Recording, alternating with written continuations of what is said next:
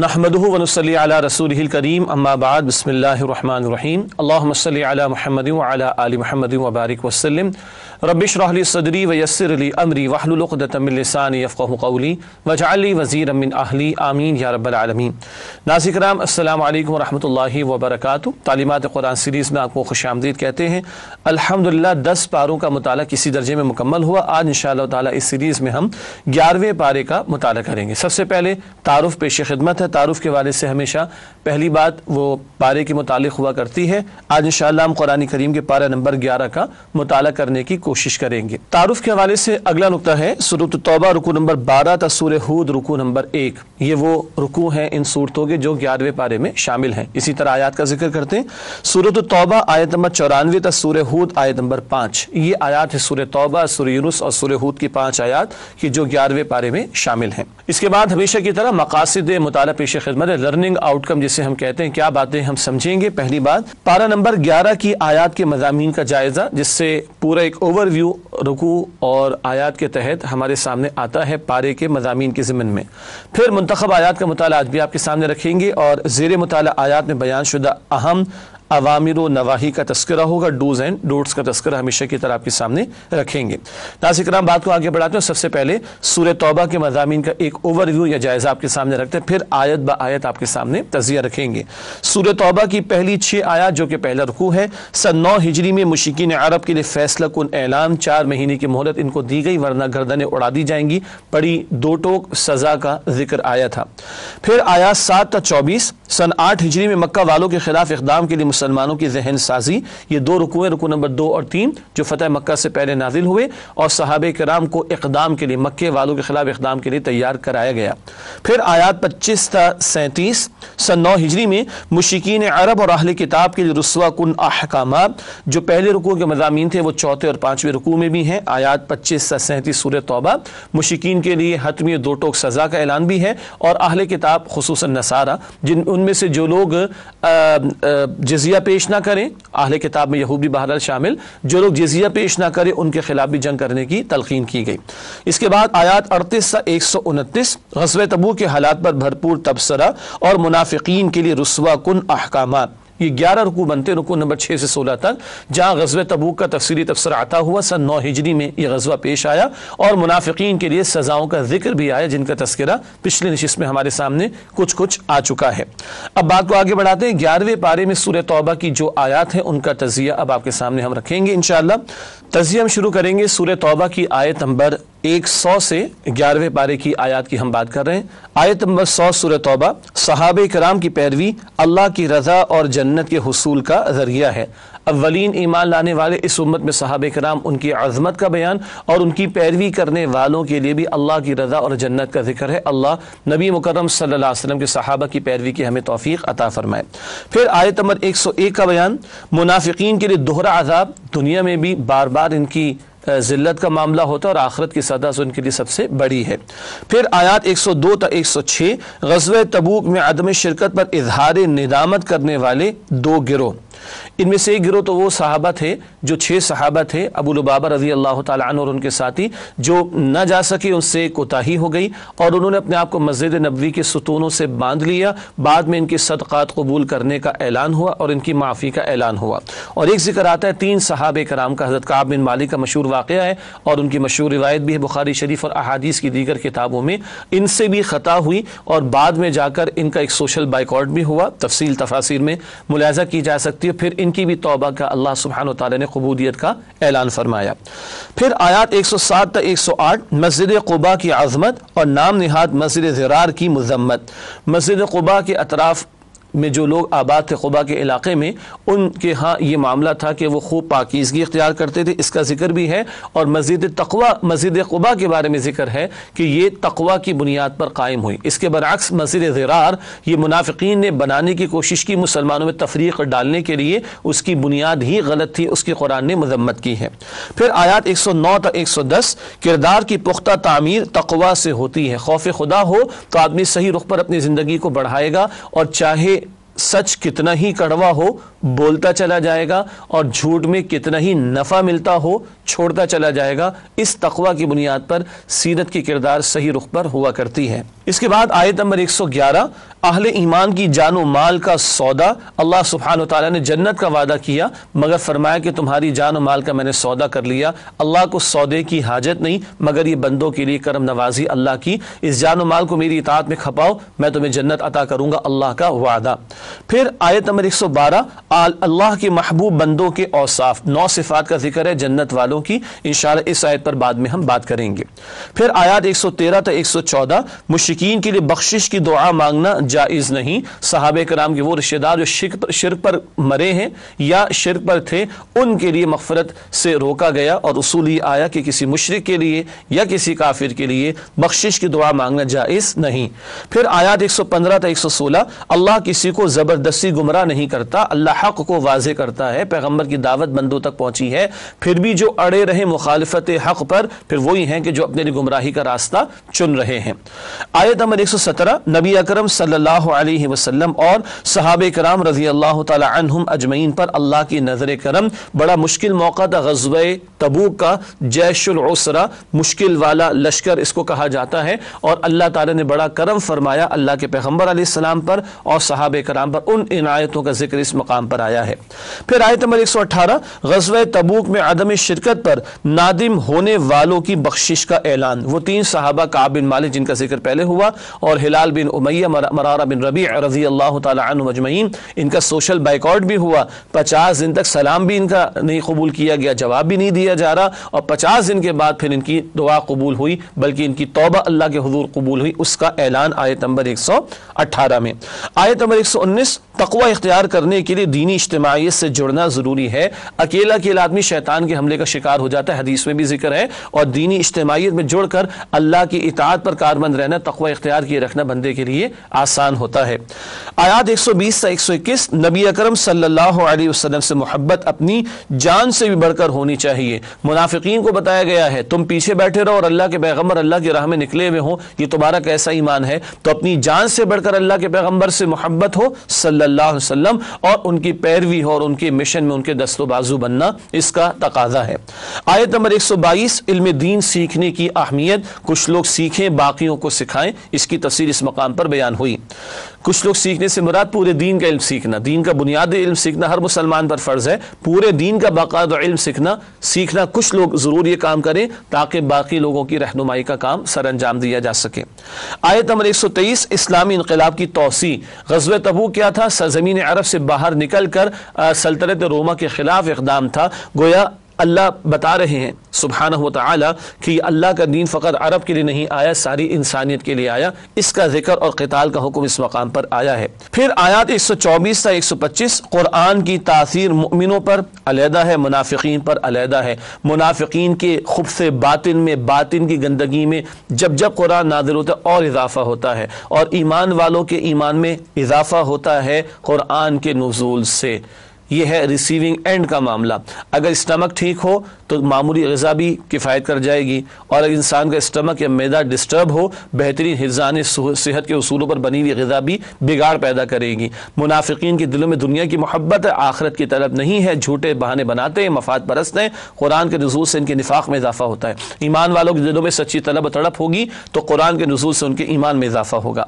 آیات 126 سے 127، منافقین کے لیے بار بار ذلت، یہ موضوع پہلے بھی آیا، کبھی مال ان کا ضائع ہوتا ہے اور کبھی اولاد ہی ان کے خلاف کھڑی ہو جاتی ہے، بار بار ان کے لیے ذلت کا سامان ہوتا ہے۔ آخر میں آیات 128 سے 129، بہت ہی پیارا مقام، نبی اکرم صلی اللہ علیہ وسلم کی اپنی امت سے محبت کا ذکر۔ عزیز علیہ ما عنتم، اے مسلمانوں تم پر جو مشقت آتی ہے ان پر گراں گزرتی ہے۔ حریص علیکم، تمہاری بھلائی کے بڑے خواہش مند ہیں۔ بالمؤمنین رؤوف الرحیم، ایمان والوں کے حق میں رأفت اور شفقت فرمانے والے اور رحمت فرمانے والے ہیں صلی اللہ تعالی علیہ وآلہ وسلم۔ ناظرین کرام، الحمدللہ سورہ توبہ کی وہ آیات جو 11ویں پارے میں شامل ہیں ان کا تجزیہ آپ کے سامنے رکھا گیا۔ اب انہی آیات میں سے چند کا مطالعہ آپ کے سامنے رکھیں گے منتخب آیات کے مطالعے کے ذیل میں۔ سب سے پہلے سورہ توبہ کی آیت نمبر 103 کا انتخاب کیا گیا ہے۔ صدقات کا حاصل تزکیہ بیان ہو رہا ہے اس مقام پر۔ ارشاد ہوا خذ من اموالہم صدقۃ تطہرہم وتزکیہم بہا وصلی علیہم ان صلاتک سکن لہم واللہ سمیع علیم۔ ترجمہ، اے نبی صلی اللہ علیہ وسلم، ان کے مال میں سے صدقہ قبول کیجئے تاکہ اس کے ذریعے سے آپ انہیں پاک صاف کر دیں اور ان کے حق میں دعائے خیر کیجئے۔ بلا شبہ آپ کی دعا ان کے لیے تسکین کا باعث ہے اور اللہ سننے والا اور جاننے والا ہے۔ یہ وہ صحابہ جنہوں نے اپنے آپ کو ستونوں سے باندھ لیا تھا، ان کے تعلق سے بھی یہ صدقہ انہوں نے پیش کرنا تھا، اور عمومی طور پر بتایا جا رہا ہے کہ اس صدقہ دینے سے، راہ خدا میں مال خرچ کرنے سے تزکیہ نفس ہوتا ہے، باطن پاک ہوتا ہے، ورنہ باطن میں اگر گندگی آ جائے تو پھر آدمی کہیں کا نہیں رہتا۔ اگلا مقام سورہ توبہ کی آیت نمبر 111، اور بہت ہی پیارا مقام جہاں ایک اعلیٰ ترین سودے کا ذکر آ رہا ہے۔ ارشاد ہوا ان اللہ اشتری من المؤمنین انفسهم واموالهم بان لهم الجنہ یقاتلون فی سبیل اللہ فیقتلون ویقتلون وعدا علیہ حقا فی التوراۃ والانجیل والقرآن ومن اوفى بعہدہ من اللہ فاستبشروا ببیعکم الذی بایعتم بہ وذلک هو الفوز العظیم۔ یہ ہے سورہ توبہ آیت نمبر 111۔ ترجمہ پیش خدمت۔ ارشاد ہوا اللہ نے مؤمنوں سے ان کی جانیں اور ان کے مال خرید لیے ہیں جنت کے عوض۔ یہ لوگ اللہ کی راہ میں جنگ کرتے ہیں تو قتل کرتے بھی اور قتل ہوتے بھی ہیں۔ اس پر سچا وعدہ کیا گیا ہے تورات میں اور انجیل میں اور قرآن میں، اور اللہ سے زیادہ اپنے وعدے کو پورا کرنے والا کون ہے؟ تو جو سودا تم نے اس سے کیا ہے اس پر خوشیاں مناؤ اور یہی بڑی کامیابی ہے۔ یہ آیت نمبر 111 کا ترجمہ۔ اعلیٰ ترین سودا بیان ہو رہا ہے۔ اللہ کو کسی سودے کی حاجت نہیں، یہ کرم نوازی کا بیان۔ اللہ کہتا ہے کہ اپنا مال اپنی جان میرے حوالے کرو، حالانکہ ہے تو ہمارے پاس، بس اللہ کہتا ہے میرے حکم کے مطابق استعمال کرو۔ اور ہاں، جان کا تقاضا یہاں تک بھی لگانے کا آ سکتا ہے کہ میری راہ میں پیش کر دو۔ اللہ کہہ رہے وہ اللہ کی راہ میں قتل کرتے قتل ہوتے بھی ہیں۔ جب کبھی جنگ کا موقع آ جائے راہ خدا میں تو جان تک پیش کرنے کے لیے تیار رہنا، یہ ہے اتنا بڑا سودا۔ البتہ بتایا گیا کہ یہ وعدہ اللہ کی طرف سے ہے، اور اللہ سے بڑھ کر کون ہو جو اپنے وعدے کو سچا کرنے والا ہو؟ یقین دلایا جا رہا ہے۔ یہ وعدہ تورات میں بھی ہے، انجیل میں بھی ہے، قرآن میں بھی ہے۔ قرآن میں تو کہتا ہے جو اللہ کی راہ میں قتل ہو جائیں انہیں مردہ نہ کہنا بلکہ وہ زندہ ہیں، مگر تمہیں ان کی زندگی کا شعور نہیں۔ البقرہ آیت نمبر 154 میں اس کا ذکر آتا ہے۔ اللہم ارزقنا شہادتا فی سبیلک، اے اللہ اپنی راہ میں ہمیں شہادت کا رتبہ عطا فرما۔ کسی بزرگ نے کہا، خوب کہا کہ میری جان اور میرا مال یہ کوئی گھٹیا شے نہیں ہے کہ میں کسی گھٹیا کام میں لگاؤں، یہ بہت اعلیٰ ترین چیزیں ہیں جن سے جنت خریدی جا سکتی ہے۔ اللہ اکبر۔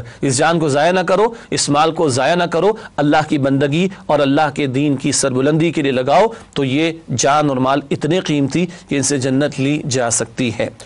اگلی آیت اسی کے تسلسل میں ہے، سورہ توبہ کی آیت نمبر 112۔ اہل جنت کی 9 صفات۔ جنت چاہیے ہے تو صفات بھی تو اختیار کرنا ہوں گی۔ جنت والے کیسے ہوتے ہیں، ان کی صفات کیسی ہوتی ہیں، ذکر ہو رہا ہے اس مقام پر۔ ارشاد ہوا التائبون العابدون الحامدون السائحون الراکعون الساجدون الآمرون بالمعروف والناہون عن المنکر والحافظون لحدود اللہ وبشر المؤمنین۔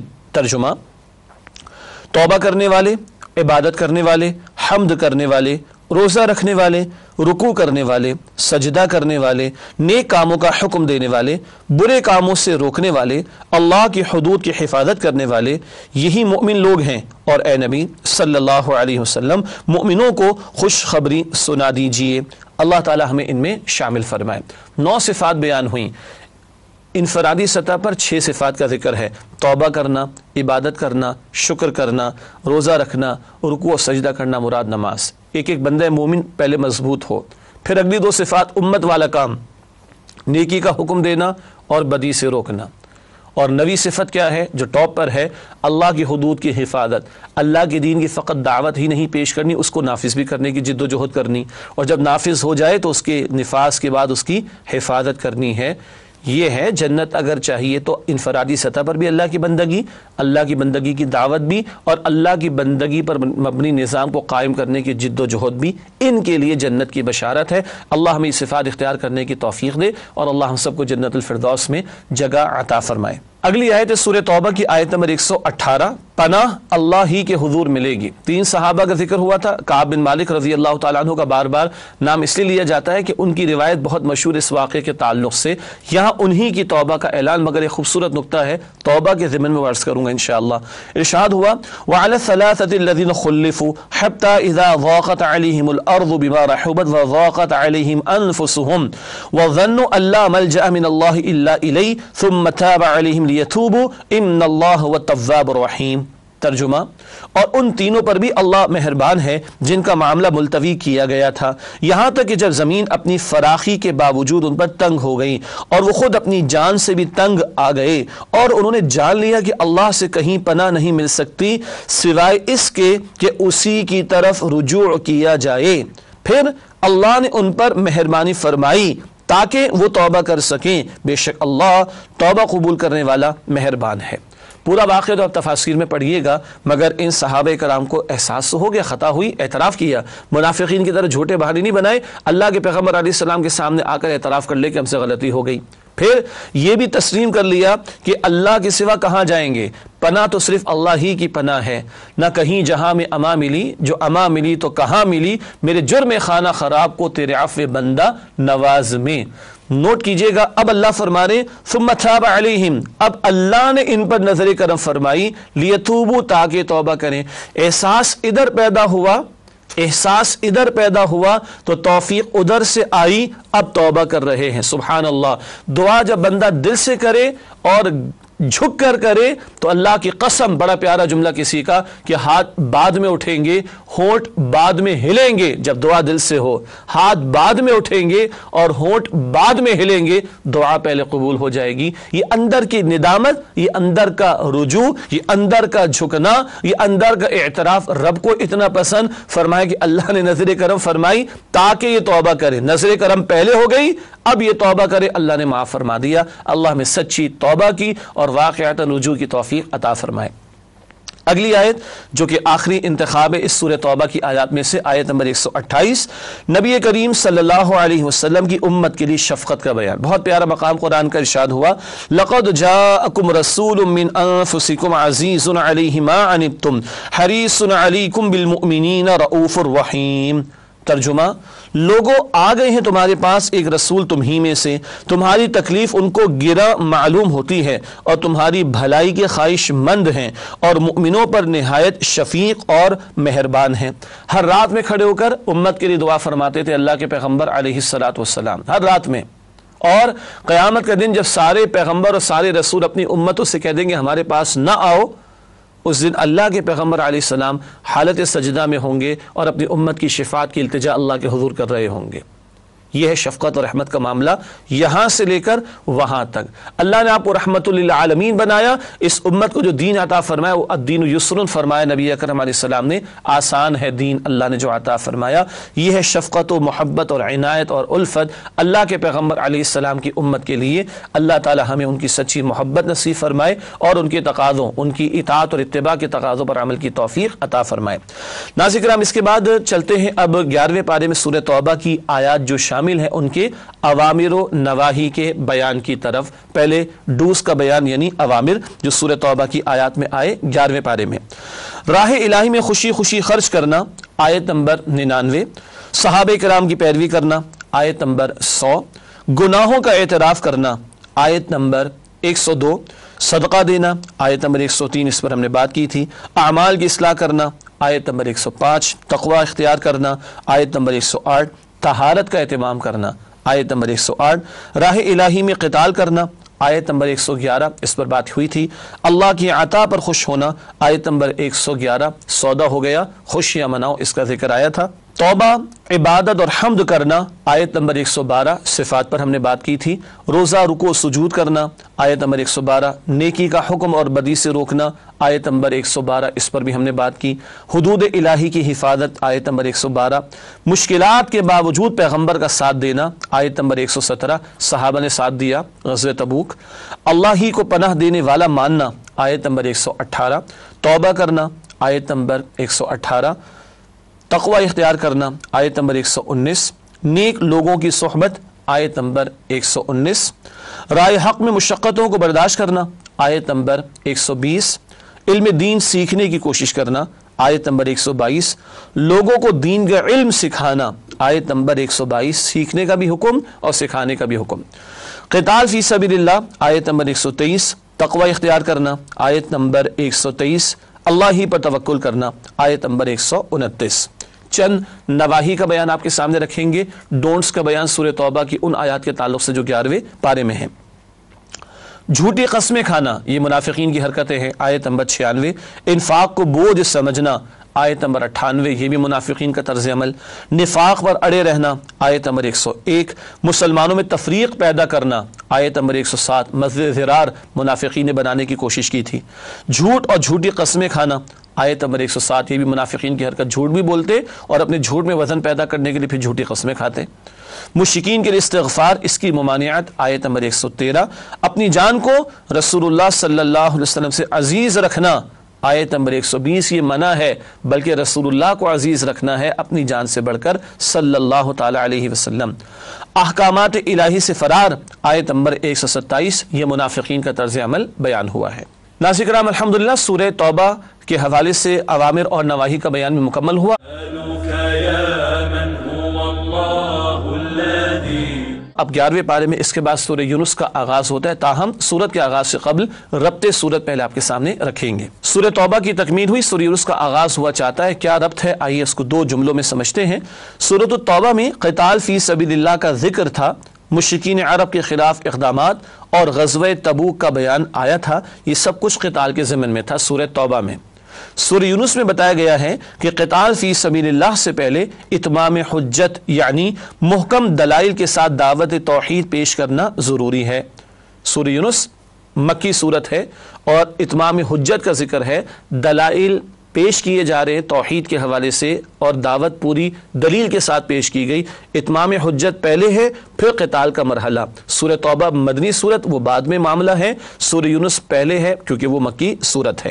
اس کے بعد چلتے ہیں سورہ یونس کے مضامین کے تجزیے کی طرف، پہلے سورت کا اوور ویو پھر آیات کا تجزیہ آپ کے سامنے رکھیں گے انشاءاللہ۔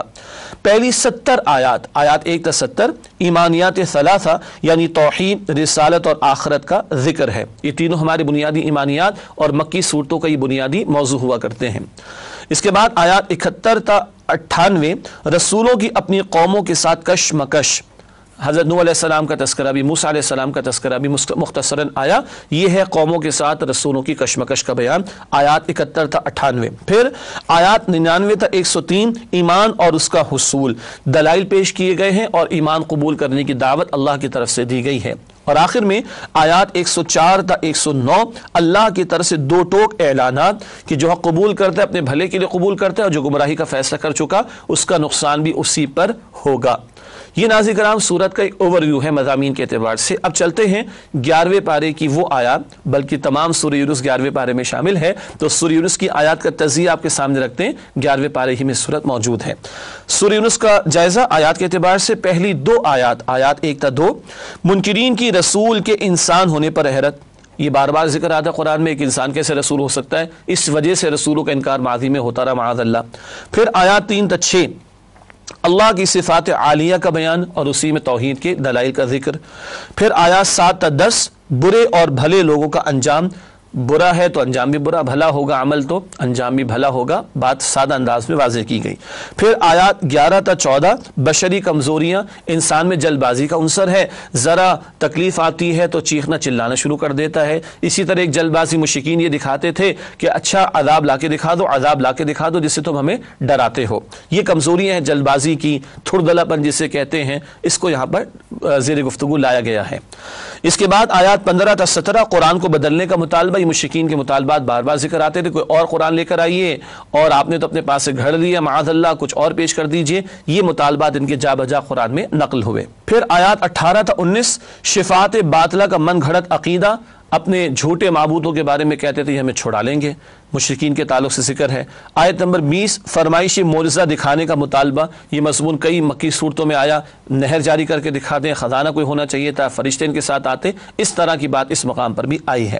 پھر آیات 21 تا 23 انسان کے احسان فراموشی، جب مشکل آتی ہے تو اللہ کو پکارتا ہے، اور جب اللہ تکلیف کو دور کر دیتا ہے تو ایسا ہو جاتا ہے جیسے اس نے اللہ کو پکارا ہی نہ ہو، بلکہ اللہ کے ساتھ شریک کرنا شروع کر دیتا ہے، معاذ اللہ۔ آیت نمبر 24، دنیا کی زندگی کھیتی کی طرح ہے، فصل اگتی رہلاتی ہے، کسان کو اچھی لگتی ہے، اور جب پھر ریزہ ریزہ ہو جاتی ہے تو معاملہ ختم۔ انسان بھی جوانی کے جوبن پر آتا ہے، بڑا اتراتا ہے، لیکن بڑھاپے میں آئے گا تو کیا ہوگا؟ ختم، پھر مر جائے گا، چاہے جوانی میں مرے، بڑھاپے میں مٹی مٹی ہو جائے گا۔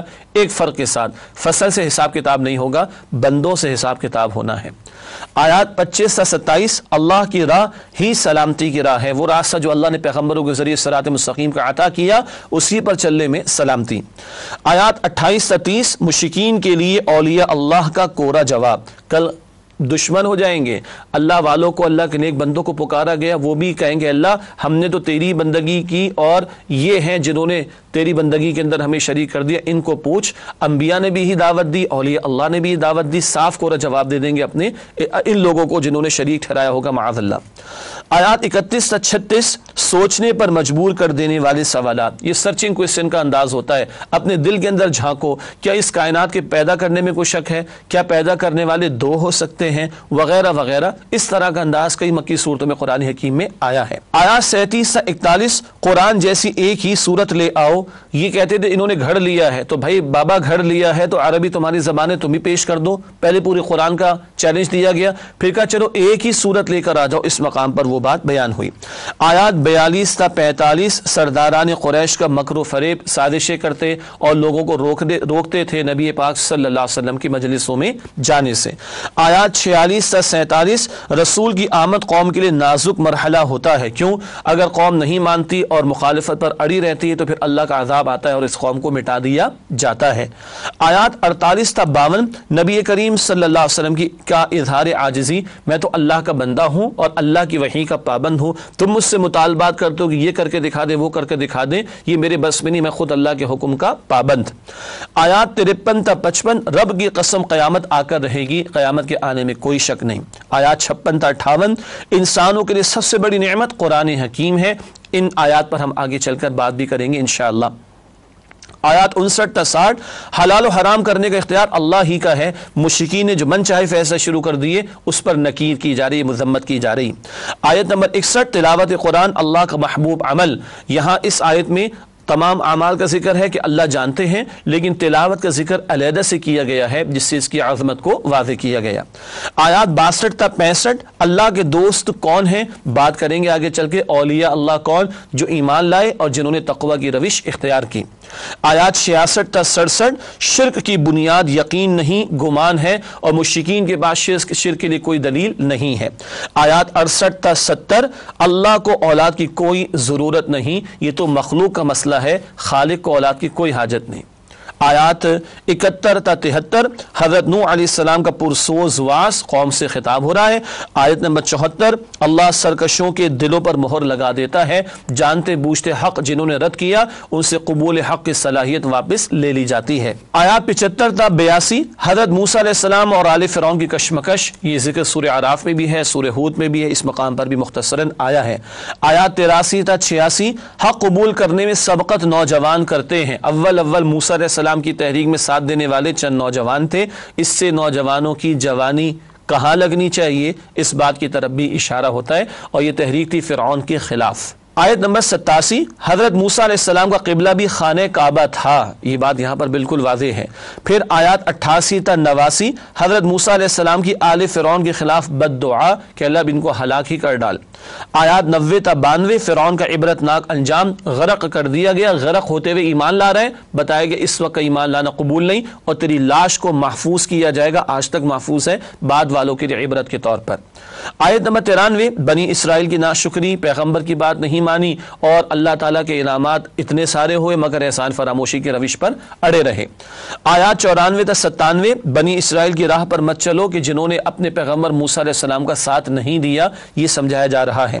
آیت نمبر 98، توبہ سے عذاب ٹل جاتا ہے، قوم یونس کی مثال، واحد مثال پوری تاریخ میں اجتماعی طور پر اس قوم پر عذاب کے بادل آ گئے، قوم کو ڈر ہوا اور پوری قوم نے اجتماعی توبہ کر لی، اللہ نے ان کو معاف فرما دیا۔ آج ہم بھی چاہیں تو اجتماعی توبہ کر لیں، اللہ تعالیٰ آج بھی معاف فرمانے پر قادر ہے۔ آیات 99 تا 100، ایمان اللہ کی توفیق سے ملتا ہے، ارادہ بندے کا ہوگا مگر توفیق اللہ ہی کی ہوگی۔ آیات 101 تا 103 اللہ کی آیات پر غور و فکر سے ایمان حاصل ہوتا ہے۔ آیات اس کائنات میں بھی نشانیاں، آیات نشانی ہمارے وجود میں بھی، اور آیات قرآن کی بھی ہیں۔ آیات 104 تا 106 حق اور باطل میں سمجھوتا نہیں ہو سکتا، حق و باطل کو گڑبڑ نہ کیا کرو، یہ سورہ البقرہ میں بھی آتا ہے، اس مقام پر بھی آیا۔ آیت نمبر 107 نبی اکرم صلی اللہ علیہ وسلم کی اللہ کے سامنے عاجزی کا بیان کہ اللہ کے پیغمبر علیہ الصلوۃ والسلام تو خود اللہ کے بندے اور اللہ کی وحی کی پیروی کرنے والے اور اللہ ہی کے حکم کے تابع ہیں، اس بات کا واضح اعلان۔ اور آخر میں آیات 108 تا 109 اللہ تعالیٰ کی شان بے نیازی اور قدرت کا ذکر۔ اللہ تعالیٰ کو کسی کی کوئی حاجت نہیں، جو حق قبول کرتا ہے اپنے بھلے کے لیے، جو رد کرتا ہے وہ اپنے ہی نقصان کے لیے کرتا ہے۔ اللہ تعالیٰ ہر ایک سے بے نیاز ہے۔ ناظرین کرام، الحمدللہ سورہ یونس کی آیات اور یہ تمام کی تمام 11ویں پارے میں شامل ہیں، ان کا تجزیہ آپ کے سامنے پیش کیا گیا۔ ایک وقفہ لیتے اس کے بعد انشاءاللہ مزید باتیں آپ کے سامنے رکھیں گے۔ السلام علیکم ورحمۃ اللہ وبرکاتہ۔ السلام علیکم ورحمۃ اللہ وبرکاتہ۔ ناظرین کرام، تعلیمات قرآن سیریز میں خوش آمدید۔ وقفے سے پہلے سورہ یونس کی آیات کا تجزیہ آپ کے سامنے پیش کیا گیا۔ اب بات کو آگے بڑھاتے ہیں۔ 11واں پارہ آج ہمارے زیر مطالعہ ہے اور سورہ یونس کی منتخب آیات کا مطالعہ آپ کے سامنے رکھیں گے۔ سب سے پہلے سورہ یونس آیات 7 تا 8 کا تجزیہ آپ کے سامنے، بلکہ مطالعہ آپ کے سامنے رکھ رہے ہیں۔ اہل جہنم کون؟ اللہ اکبر۔ قرآن بتا رہا ہے، ارشاد ہوا، ان الذين لا يرجون لقاءنا ورضوا بالحياة الدنيا واطمأنوا بها والذين هم عن آياتنا غافلون اولئك مأواهم النار بما كانوا يكسبون۔ ترجمہ، بے شک جن لوگوں کو ہم سے ملنے کی توقع نہیں اور وہ دنیا کی زندگی سے خوش اور اسی پر راضی ہو گئے ہیں اور ہماری نشانیوں سے غافل ہیں، ایسے لوگوں کا ٹھکانہ دوزخ ہے بسبب ان اعمال کے جو وہ کرتے ہیں۔ اللہم اجرنا من النار، اے اللہ ہم سب کو آگ کے عذاب سے محفوظ فرما۔ کون اللہ سے ملنا نہیں چاہتے، دنیا کی زندگی اسی پر راضی، اسی پر مطمئن اور کچھ فکر نہیں، اور اللہ کی آیات سے غفلت۔ ہم اللہ سے ملنا چاہتے ہیں، موت کے لیے تیار ہیں، آخرت ہماری ترجیحات میں ترجیح نمبر 1 ہے، دنیا کو ہم عارضی سمجھتے ہیں، ہمیشہ کے لیے سمجھتے ہیں، اور اللہ کی یہ آیات قرآن، اس کے تعلق سے ہمارا طرز عمل کیسا ہے۔ دیکھ لیں، یہ وہ جرائم ہیں جن جرائم کے کرنے والوں کا ٹھکانہ جہنم میں۔ اللہ ان جرائم سے بھی اور جہنم کی آگ سے بھی ہم سب کی حفاظت فرمائے۔ اگلی آیت نمبر 12 ہے سورہ یونس کی، انسان کی ناشکری اس کا تذکرہ ہو رہا ہے۔ ارشاد ہوا، وَإِذَا مَسَّ الْإِنسَانَ الضُّرُّ دَعَانَا لِجَنبِهِ أَوْ قَاعِدًا أَوْ قَائِمًا فَلَمَّا كَشَفْنَا عَنْهُ ضُرَّهُ مَرَّ كَأَن لَّمْ يَدْعُنَا إِلَى ضُرٍّ مَسَّهُ كَذَلِكَ زُيِّنَ لِلْمُسْرِفِينَ مَا كَانُوا يَعْمَلُونَ۔ ترجمہ، اور جب انسان کو کوئی تکلیف پہنچتی ہے تو ہمیں پکارتا ہے، لیٹے بھی، بیٹھے بھی، کھڑے بھی، پھر جب ہم اس کی تکلیف کو اس سے دور کر دیتے ہیں تو وہ ایسا ہو جاتا ہے کہ گویا اس نے اپنی تکلیف کے لیے جو اسے پہنچی تھی کبھی ہمیں پکارا ہی نہ تھا۔ ان حد سے گزرنے والوں کے لیے ان کے اعمال کو اسی طرح خوشنما بنا دیا گیا ہے۔ یہ انسان کی ناشکری کا بیان۔ گوٹ پھنسی تو اللہ یاد آیا، اور جب مشکل دور ہو گئی تو ایسے بھولے کہ کبھی اللہ کو پکارا ہی نہیں تھا۔ پھر قرآن کہہ رہے ہیں ان کے اعمال خوشنما بنا دیے جاتے ہیں۔ یہ ناشکری، اللہ کو بھلا دینا، یہ بڑا اچھا لگ رہا ہوتا ہے، اسی میں مست ہو جاتے ہیں، پھر موت اور پھر عذاب ہے۔ اللہ اکبر کبیرہ۔ مشکل میں بھی اللہ کو پکارنا ہے اور خوشحالی میں اللہ کا شکر ادا کرنا ہے۔ مومن کی شان کیا ہے؟ نعمت ملے شکر کرتا ہے، مصیبت آتی صبر کرتا ہے۔ بخاری شریف کی روایت ہے۔ اس کے بعد اگلی آیت سورہ یونس کی آیت نمبر 24، دنیا کی حقیقت اس کا تذکرہ۔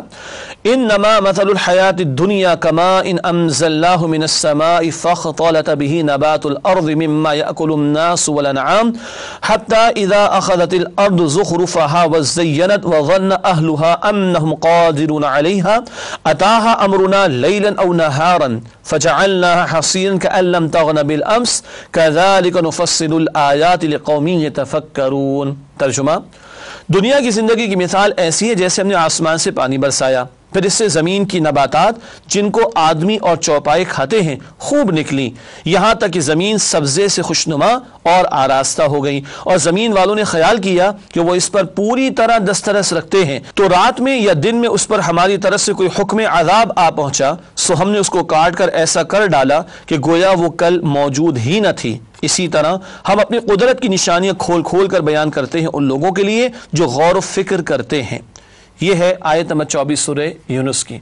بارش برسی، فصل اگی اور لوگ بڑے خوش ہو گئے، پھر کیا ہوتا ہے، کبھی اللہ کا حکم عذاب آ جاتا ہے اور وہ فصل چورا چورا ہو جاتی ہے۔ انسان بھی سمجھتا ہے جوانی کے جوبن پر ہم سے بڑھ کر کون، اور گئے وقتوں کے ڈائلاگ ہے نا، ہم سے زمانہ زمانے سے ہم نہیں، پہاڑوں سے ٹکرانے کا حوصلہ، کسی کو خاطر میں نہ لانا، جوتے کی نوک پر دوسروں کو رکھنا۔ پھر اللہ کبھی دنیا میں دکھاتا ہے، اسی جوانی کے عالم میں کبھی ایسی بیماری آ جائے، بڑھاپے میں 2 آدمیوں کے سہارے بغیر چل نہیں سکتا، لیکن فرق کیا ہے، فصل چورا چورا ہو گئی، ختم، تم تو ختم نہیں ہو جاؤ گے۔ صدیق فرماتے، صدیق اکبر رضی اللہ عنہ، کاش میں ایک تنکا ہوتا جل کر ختم ہو جاتا، اس سے حساب کتاب نہیں، مگر ابو بکر صدیق سے تو خطاب ہوگا حساب ہوگا رضی اللہ تعالی عنہ، جنہیں جنت کی بشارت ملی، وہ کل کے بارے میں اتنے فکر مند۔ میں اور آپ کل کے بارے میں فکر مند ہیں کہ نہیں، یہ ہمیں سوچنا ہے۔ اگلی آیت جس کا انتخاب کیا گیا سورہ یونس کی آیت نمبر 31 ہے، اللہ کی قدرتوں کا بیان ارشاد ہو رہا ہے اس مقام پر، قُلْ مَنْ يَرْزُقُكُم مِّنَ السَّمَاءِ وَالْأَرْضِ أَمَّن يَمْلِكُ السَّمْعَ وَالْأَبْصَارَ وَمَنْ يُخْرِجُ الْحَيَّ مِنَ الْمَيِّتِ وَيُخْرِجُ الْمَيِّتَ مِنَ الْحَيِّ وَمَنْ يُدَبِّرُ الْأَمْرَ فَسَيَقُولُونَ اللَّهُ فَقُلْ أَفَلَا تَتَّقُونَ۔ ترجمہ، اے نبی صلی اللہ علیہ وسلم ان سے پوچھئے کہ وہ کون ہے جو تمہیں آسمان اور زمین سے رزق پہنچاتا ہے، یا وہ کون ہے جو تمہارے کانوں اور آنکھوں پر پورے اختیار رکھتا ہے، اور وہ کون ہے جو مردہ کو زندہ سے نکالتا ہے، اور وہ کون ہے جو تمام کاموں کی تدبیر کرتا ہے۔ وہ ضرور یہی کہیں گے کہ اللہ، تو اس سے کہیے کہ پھر تم اللہ سے ڈرتے کیوں نہیں۔ ان باتوں کو تو مشرکین بھی مانتے تھے مگر اللہ کے ساتھ شریک ٹھہراتے تھے۔ آج ان نعمتوں کو ہم بھی غور و فکر کرتے ہیں کہ نہیں کرتے؟ یہ آنکھ، کان، اسی طرح یہ زندگی موت کا نظام، یہ زمین و آسمان سے رزق عطا کیا جانا، یہ بے شمار نعمتیں دینے والا کون؟ اللہ۔ اللہ کو ماننا ہے اور اللہ کی بھی ماننی ہے۔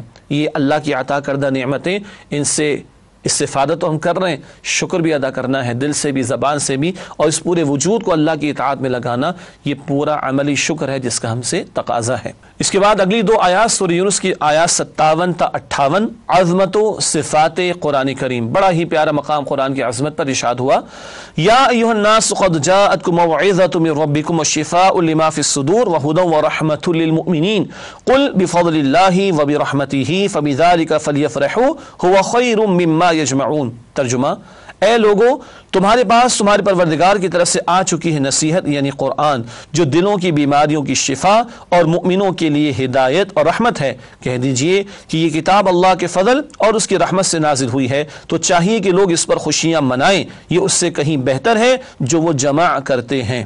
یہاں اللہ سبحانہ وتعالیٰ نے ناظرین کرام 4 صفات قرآن حکیم کے بیان فرمائیں۔ یہ اللہ کی طرف سے واعظ ہے، اللہ کی طرف سے، یہ سینوں کے امراض کی شفا بھی ہے، یہ ہدایت کا ذریعہ ہے، اور یہ رحمت کا باعث ہے۔ اللہ تعالیٰ اس قرآن سے ہمیں استفادے کی توفیق دے، نصیحت بھی حاصل کریں، دلوں کی بیماریوں کو بھی دور کریں۔ دل صاف ہوگا تو احکامات قبول تو کیے بیٹھے ہیں، یقین بھی ہوگا انشاءاللہ، اور جب عمل کریں گے تو یہ ہمارے لیے رحمت بنے گا۔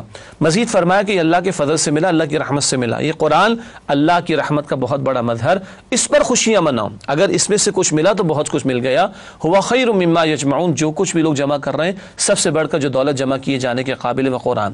بس چیک یہ کر لیں آپ کی میری زندگی میں قرآن کتنا شامل، روزانہ کی بنیاد پر ہم نے اپنی دنیاوی تعلیم کے لیے، اپنے بچوں کی دنیاوی تعلیم کے لیے کتنا پیسہ وقت لگایا، اور اس بہترین تعلیم کے لیے کتنا وقت لگایا اور لگا رہے ہیں۔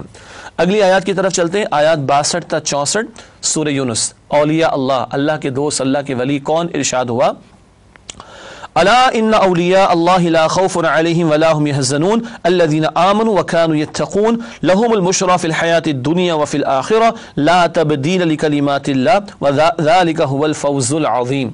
ترجمہ، آگاہ ہو جاؤ، اللہ کے دوستوں پر نہ کوئی خوف ہوتا ہے اور نہ وہ غمگین ہوتے ہیں۔ یہ وہ لوگ ہیں جو ایمان لائے اور پرہیزگار رہے، ان کے لیے دنیا کی زندگی میں بھی خوشخبری ہے اور آخرت میں بھی، اللہ کی باتوں میں کوئی تبدیلی نہیں ہوا کرتی، یہی بڑی کامیابی ہے۔ اللہ کے دوست کون ہیں؟ جو ایمان لائے اور جنہوں نے تقوی اختیار کی۔ تقوی کیا ہے؟ خوف خدا دل میں ہونا، اور نمبر 2 گناہوں سے اپنے آپ کو بچانا۔ یہ بہت بڑی عبادت ہے، گناہوں سے بچنے پر توجہ آج ہمارے کم ہے۔ ایک تو سابقہ یعنی ہمارے اسلاف گزرے، وہ تو بہت بڑی ہستیاں تھیں، مگر میں اور آپ بھی اللہ کے دوست بننا چاہیں تو یہ راستہ کھلا ہوا ہے۔ ایمان بھی ہو، دل والا ایمان بھی، اور تقوی کی روش بھی ہو، تو پھر اللہ ایسوں کو اپنا دوست قرار دیتا ہے جن کو کوئی خوف اور غم نہیں ہوتا، دنیا میں بھی بشارتیں ہیں اور آخرت میں بھی اللہ کی طرف سے بشارتیں۔ اللہ اپنے اولیاء میں ہمیں شامل فرمائے۔ ناظرین کرام، سب سے آخر میں فرمان نبوی صلی اللہ علیہ وآلہ وسلم پیش خدمت ہے۔ اللہ تعالیٰ اسی کتاب یعنی قرآن کی بدولت قوموں کو عروج عطا فرمائے گا اور اسی کتاب کو چھوڑنے کے باعث قوموں کو ذلیل و رسوا کرے گا۔ صحیح مسلم کی روایت ہے۔ اللہ تعالیٰ ہمیں قرآن حکیم کو تھامنے کی توفیق عطا فرمائے، آمین یا رب العالمین۔ وآخر دعوانا ان الحمد للہ رب العالمین، والسلام علیکم ورحمۃ اللہ وبرکاتہ۔